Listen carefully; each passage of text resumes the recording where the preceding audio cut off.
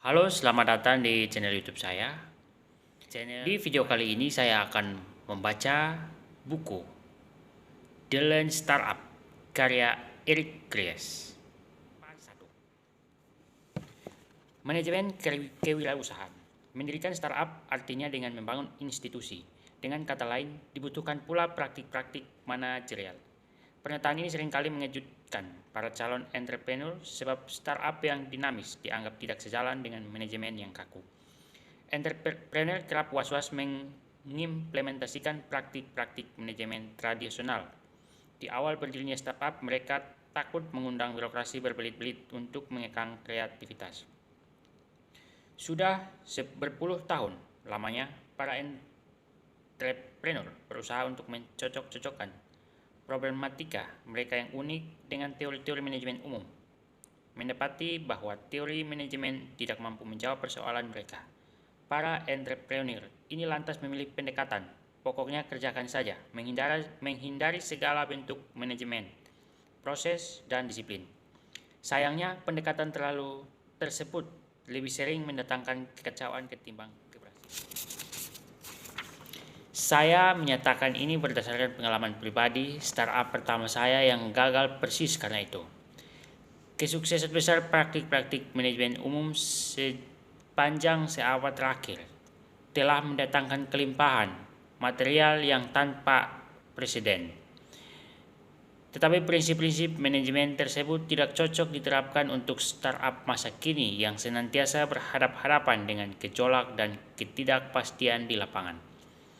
Saya meyakini bahwa kewirausahaan perlu diarahkan oleh disiplin manajerial untuk memanfaatkan kesempatan berwirausaha yang sudah kita miliki. Jumlah entrepreneur saat ini jauh melampaui jumlahnya pada masa manapun sepanjang sejarah. Penyebabnya adalah perubahan drastis dalam perekonomian global. Mari kita tengok salah satu contoh. Pengamat di Amerika Serikat seringkali menyesalkan berkurangnya jumlah pekerjaan di bidang manufaktur sepanjang 2 dasawarsa terakhir. Tetapi kita jarang mendengar kekurangannya kapabilitas manufaktur. Wajar, sebab total keluaran manufaktur di Amerika Serikat memang meningkat sebesar 15% pada dasawarsa terakhir. Sekalipun jumlah pekerjaan yang tersedia terus merosot, lihat produktivitas meningkat berkat kemajuan manajemen dan teknologi modern, tetapi perusahaan tidak tahu apa yang harus mereka lakukan dengan kapasitas produksi yang sebesar itu selain untuk berproduksi lebih banyak dan lebih banyak lagi. Dibandingkan masa lain sepanjang sejarah, semangat kewirausahaan masa kini sedang tinggi-tingginya, tetapi kesempatan yang terbuka sedemikian lebar di seluruh dunia nyatanya dibayang-bayangi oleh ancaman. Karena kita mempunyai paradigma manajemen yang memadai untuk memandu usaha-usaha baru yang inovatif, kita memboroskan kapasitas berlebihan ini tanpa sungkan-sungkan. Meskipun cara ini serampangan dan tidak disiplin, kita entah bagaimana masih bisa meraup uang, tetapi untuk tiap kesuksesan terdapat terlalu banyak kegagalan.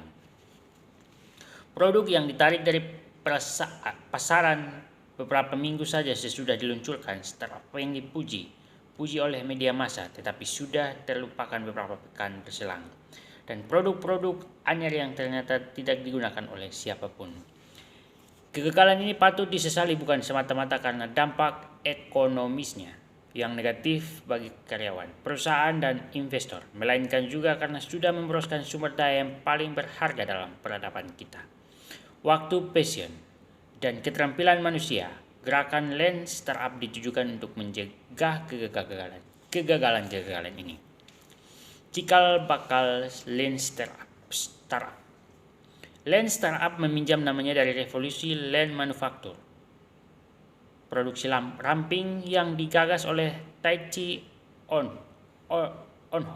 Ohno dan Shigeo Shingo di Toyota. Dengan berpikir ramping, pengelolaan rantai suplai dan sistem produksi mengalami perubahan secara radikal. Kaidahnya antara lain adalah pemanfaatan pengetahuan dan kreativitas individu karyawan, mengecilkan ukuran bed, produksi tepat waktu, dan kontrol inventaris, serta percepatan siklus. Produksi ramping mengajarkan kepada dunia perbedaan antara aktivitas yang menciptakan nilai tambah dan aktivitas yang percuma, sekaligus menunjukkan cara untuk menanamkan kualitas ke suatu produk dari dalam keluar. Mengadaptasi ide-ide ini ke dalam konteks kewirausahaan. Lens Startup mengusulkan agar para wirausahawan pun menilai kemajuan mereka dengan cara yang berbeda ketimbang bentuk-bentuk usaha lain. Kemajuan di bidang manufaktur diukur dari produksi barang nyata berkualitas tinggi. Bagaimana yang akan kita lihat? Lens Startup menggunakan unit mengukur kemajuan yang lain, sesuatu yang disebut pembelajaran tervalidasi. Dengan pembelajaran ilmiah sebagai tolak ukur, kita dapat menemukan dan mengeliminasi sumber kesia-siaan yang menghantui para entrepreneur. Teori kewirausahaan yang komprehensif mesti mengidentifikasi semua komponen di tahap awal usaha, visi dan konsep, pengembangan produk, pemasaran dan penjualan, perluasan skala, scaling up, kemitraan dan distribusi, serta desain, struktur, dan organisasi. Teori tersebut harus menyuguhkan metode untuk mengukur kemajuan dalam konteks ketidakpastian yang ekstrim. Fungsinya adalah sebagai pedoman bagi para entrepreneur ketika membuat keputusan, harus tidaknya dan kapan tepat mesti merumuskan, merencanakan dan membuat infrastruktur, kapan harus maju sendiri dan kapan harus bermitra, kapan harus merespon umpan balik dan kapan harus berpegang teguh pada visi awal, serta bagaimana dan kapan mesti berinvestasi untuk memperluas skala bisnis. Yang terutama teori tersebut harus memungkinkan para entrepreneur untuk membuat prediksi yang teruji. Misalkan Anda mendapatkan rekomendasi untuk membuat tim lintas fungsi dan menunjuk mereka sebagai penanggung jawab jejaring pembelajaran. Alih-alih membagi perusahaan Anda ke dalam departemen yang rigid, pemasaran, penjualan, dan teknologi informasi, sumber daya manusia, dan lain-lain, yang bertanggung jawab atas capaian di bidang-bidang tertentu. Anda mungkin menyetujui rekomendasi ini atau mungkin juga skeptis. Singkat cerita, jika Anda memutuskan untuk mengimplementasikan rekomendasi tersebut, saya prediksi Anda akan segera mendapatkan umpan balik dari tim Anda bahwa proses baru ini justru mengurangi produktivitas mereka. Mereka kemudian akan meminta untuk kembali ke cara kerja lama, yaitu mengerjakan setumpuk kerjaan dan menggilir pekerjaan antar departemen demi mempertahankan efisiensi. Saya jamin, inilah yang akan terjadi bukan semata-mata karena itulah yang kerap terjadi di perusahaan-perusahaan yang menjadi mitra kerja saya. Konsekuensi tersebut juga merupakan prediksi dari awal teori Lens Startup itu sendiri ketika orang-orang sudah terbiasa mengevaluasi produktivitas secara lokal. Mereka merasa bahwa hari yang baik adalah ketika mereka bekerja dengan lancar seharian. Ketika saya bekerja sebagai programmer, hari yang baik adalah ketika saya melakukan pemrograman selama 8 jam non-stop. Sebaliknya, apabila saya diusik dengan pertanyaan proses ini itu atau yang paling parah rapat, saya merasa tidak enak hati. Apa sesungguhnya prestasi saya hari itu? Kode dan fitur produk ternyata bagi saya. Yang nyata bagi saya dapat melihat, memahami, dan memamerkannya. Kontras dengan itu, belajar sama sekali tidak menghasilkan. Lens Startup mengajak orang-orang untuk mulai mengukur produktivitas secara berbeda, karena startup seringkali secara tidak sengaja membuat sesuatu yang tidak diinginkan siapapun. Tidak jadi soal apakah produk tersebut dirilis tepat waktu dan sesuai anggaran. Tujuan startup adalah mencari tahu apa tepatnya yang mesti dibuat, barang dan atau jasa yang konsumen ingin dan mau bayar secepat-cepatnya. Jasa yang konsumen ingin dan mau bayar secepat-cepatnya, dengan kata lain, Lean Startup adalah cara baru untuk mengembangkan produk anyar inovatif dengan tekanan pada proses coba-coba yang tepat, minat konsumen, visi besar, dan ambisi selangit. Henry Ford merupakan salah satu entrepreneur paling sukses dan tenar sepanjang masa karena ide mengenai manajemen sejak awal telah kelindang dengan sejarah kendaraan bermotor. Saya meyakini bahwa penting untuk menggunakan mobil sebagai analogi untuk startup. Mobil bermesin pembakaran dalam didayai oleh dua siklus umpan balik yang penting dan teramat berlainan. Siklus umpan balik pertama berada dalam mesin. Sebelum Henry Ford menjadi CEO terkenal, dia adalah seorang insinyur. Siang malam dia mengutak-atik silinder mesin di dalam garasinya. Tiap ledakan kecil di dalam silinder mendorong perputaran roda gigi, sekaligus menyulut ledakan berikutnya. Apabila siklus umpan balik ini tidak diatur secara presisi agar waktunya tepat, mesin niscaya akan mati. Startup memiliki mesin serupa yang disebut mesin pertumbuhan. Pasar dan konsumen yang disasar startup bisa bermacam-macam. Perusahaan mainan, firma konsultan, dan perusahaan manufaktur barangkali terkesan tidak mirip satu sama lain, tetapi seperti yang akan kita lihat, semua beroperasi sama lain tetapi dengan mesin pertumbuhan yang sama. Tiap versi produk, fitur baru, dan program pemasaran adalah upaya untuk meningkatkan mesin pertumbuhan tersebut. Sama seperti hasil utak-atik Henry Ford di garasinya. Ternyata tidak semua perubahan ini meningkatkan kinerja mesin. Pengembangan produk baru kerap berlangsung tersendat-sendat. Masa hidup startup paling banyak dihabiskan untuk memperbaiki produk, pemasaran, dan operasional. Siklus umpan balik kedua dalam sebuah mobil adalah antara supir dan kemudi. Umpan balik ini amat otomatis dan seketika sehingga kita seringkali tidak memikirkannya, tetapi penyetiranlah yang membedakan dari bagian besar modal transportasi lain. Jika Anda mengemudi ke kantor tiap hari, misalnya Anda barangkali sudah hafal rute di luar kepala sampai seolah-olah tangan Anda bergerak sendiri. Untuk menyetir sampai ke tujuan, Anda praktis bisa bermobil sambil tidur di rute tersebut. Namun, andaikan saya meminta memejamkan mata dan menulis proses perjalanan ke kantor secara terperinci, bukan petunjuk arah, melainkan tiap tindakan yang Anda ambil, tiap gerakan tangan dan setir pijakan kaki di pedal, mungkin mustahil melakukannya. Koreografi menyetir sejatinya luar biasa kompleks apabila diuraikan setahap demi setahap. Lain dengan proses roket. Yang peluncurannya membutuhkan kalibrasi amat saksama. Tiap langkah mesti diatur secara sangat presisi. Tiap dorongan, pencetan booster, dan perubahan arah. Kesalahan sekecil apapun saat peluncuran bisa mengakibatkan petaka pada jarak bermil-mil kemudian. Sayangnya terlalu banyak startup yang rencana bisnisnya lebih menyerupai program peluncuran roket alih-alih garis besar penyetiran mobil. Rencana bisnis menyebarkan tiap langkah yang akan diambil dan hasil yang diharapkan sampai ke kecil-kecilnya. Alhasil sama seperti peluncuran roket, startup semacam ini justru membuka ruang bagi petaka andaikan salah satu asumsinya keliru, barang sedikit saja. Satu perusahaan mitra saya keliru memperkirakan jumlah konsumen awal untuk salah satu produk anyarnya. Dimotori oleh peluncuran yang meriah, perusahaan tersebut sukses melaksanakan rencananya. Sayangnya konsumen awal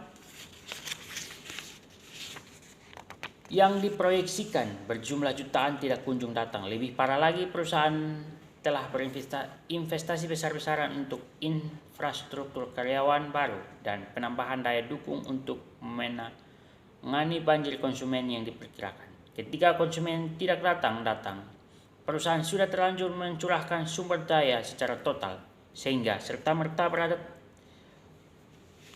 beradaptasi dengan situasi ini. Perusahaan itu mencapai kegagalan karena telah sukses, konsisten, dan tekun melaksanakan rencana yang ternyata bercela. Sebaliknya, metode Lean Startup dirancang untuk mengajarkan secara menyetir. Startup alih-alih membuat rencana kompleks yang berdasarkan pada banyak asumsi, Anda dapat melakukan penyesuaian terus-menerus untuk menanggapi kondisi di lapangan. Lewat proses tersebut, Lewat proses yang disebut siklus umpan balik buat ukur pelajari ini, Anda bisa mengkaji kapan Anda harus banting setir atau bertahan di jalur saat ini. Saat mesin sudah dinyalakan, Lean Startup menawarkan metode untuk mengukur dan menumbuhkan bisnis dengan percepatan maksimal. Dengan proses menyetir semacam ini, Anda senantiasa memiliki gambaran jelas mengenai arah yang Anda tuju. Jika Anda menyetir ke kantor, Anda tidak akan lantas pulang saja hanya karena jalan dialihkan atau salah belok. Anda akan tetap fokus untuk mencapai tujuan. Startup pun mempunyai tujuan, menciptakan bisnis menguntungkan yang mengubah dunia. Saya menyebutnya sebagai visi startup.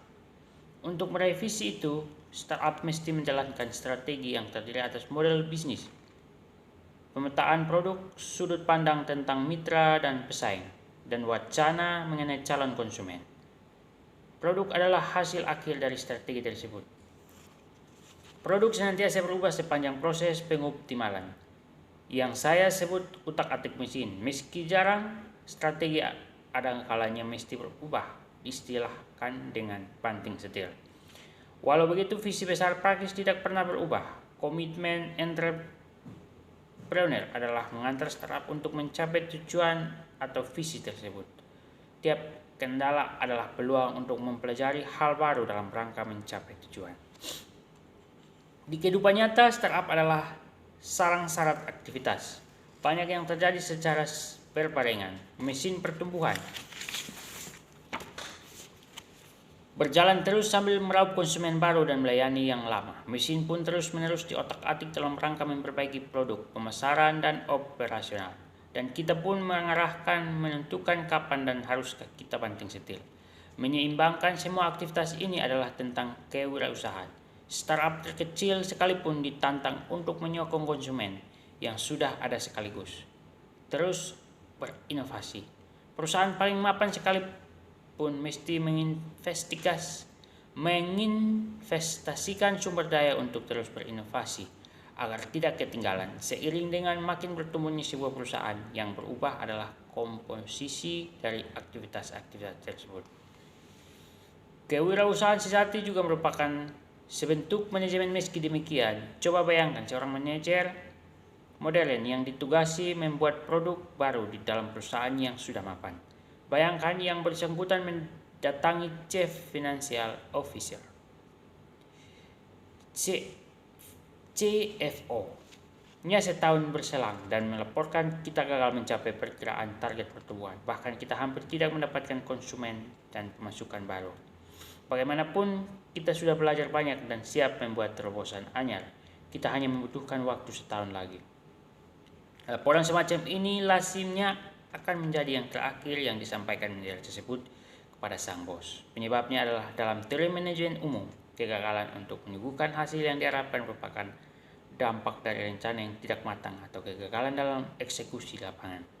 Keduanya dicap sebagai kekeluaran fatal, tetapi pengembangan produk baru di dalam iklim perekonomian modern dewasa ini ada kalanya justru membutuhkan kekeliruan semacam itu. Sebelum menyongsong capaian besar dalam gerakan Lean Startup, kami menyadari bahwa para inovator internal sesungguhnya adalah entrepreneur. Juga oleh sebab itu, manajemen kewirausahaan bisa membantu mereka menyongsong keberhasilan, dan inilah yang menjadi topik bab berikutnya. Terima kasih sudah menonton.